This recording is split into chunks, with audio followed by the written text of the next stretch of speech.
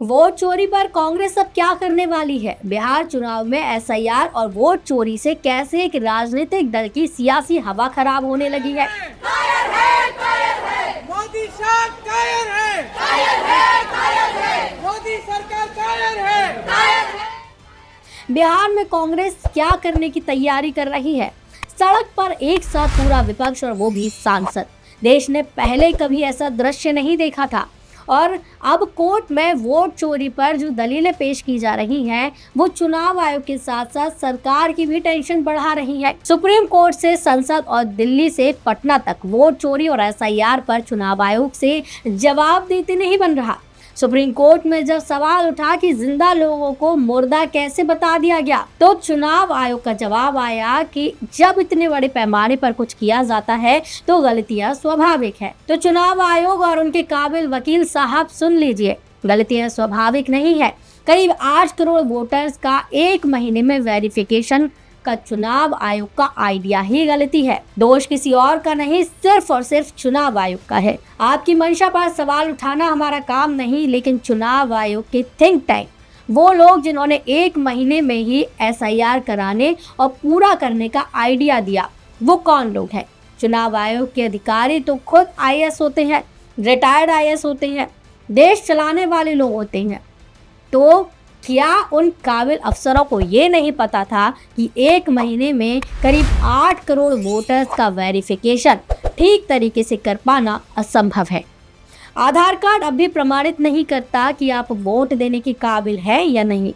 बतौर supreme court, आधार card तो ये भी प्रमाणित नहीं करता कि आप भारत देश के नागरिक हैं। तो फिर सवाल ये है कि भारत का नागरिक होने का प्रमाण क्या है?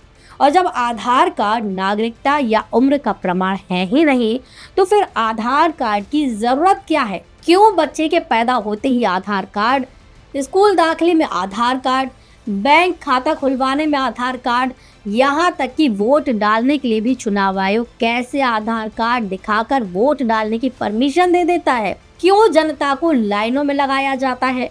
और बतौर सुप्रीम कोर्ट, नागरिकता यदि साबित करनी है तो वोटर आईडी और पासपोर्ट ही उनके लिए वैध दस्तावेज है।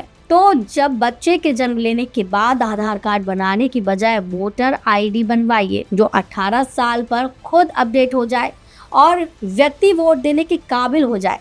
फिर आधार कार्ड को खत्म ही कर दीजिए। सुप्रीम कोर्ट और देश में वोट चोरी पर हो रहे हल्ले के बीच में एक पक्ष ये था, लेकिन दूसरा पक्ष ये है कि बिहार और दिल्ली की राजनीति में बड़ी खलबली मची है जब राहुल गांधी कहते हैं कि अभी पिक्चर बाकी है और तेजस्वी यादव आरोप लगाते हैं कि बिहार के लोगों को वोट काटकर गुजरात के लोगों को बिहार में वोटर बनाया जा रहा है। तो सत्ता में बैठी सरकार की राजनीतिक जमीन हिलती हुई नजर आती है।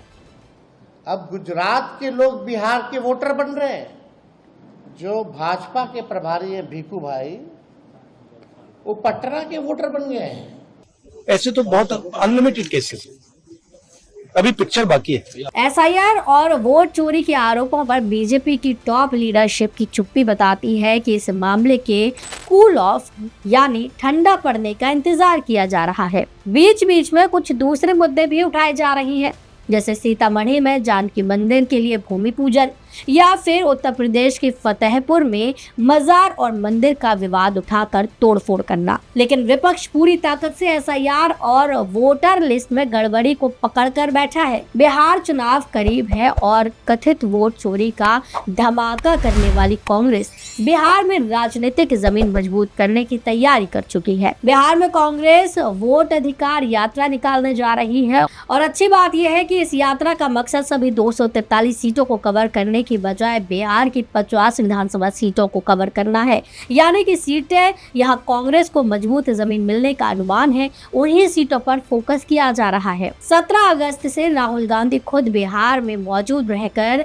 सासाराम से वोट अधिकार यात्रा शुरू करेंगे। 31 अगस्त तक चलने वाली इस यात्रा में कांग्रेस का फोकस लोगों को वोट के प्रति जागरूक करना और चुनाव आयोग की तरफ से वोटर लिस्ट में हुई गड़बड़ियों को बीजेपी और नीतीश सरकार का काम बनाकर लोगों को अपने पाले में करने की कोशिश करना होगा। इस बार कांग्रेस के लिए अच्छी खबर ये है कि आरजेडी में तेजस्वी यादव ने मजबूती से वोट चोरी और एसआईआर के मुद्दे को पकड़ रखा है और रोजाना नए धमाके हो रही हैं। राहुल गांधी केंद्र में मोर्चा संभालते हुए, इसलिए कांग्रेस की इस वोट अधिकार यात्रा में फिलहाल तो नीतीश सरकार के खिलाफ बिहार में माहौल बना हुआ नजर आ रहा है। आप देख रहे हैं अनकोट मीडिया और मैं हूं आपके साथ आस्था श्रीवास्तव।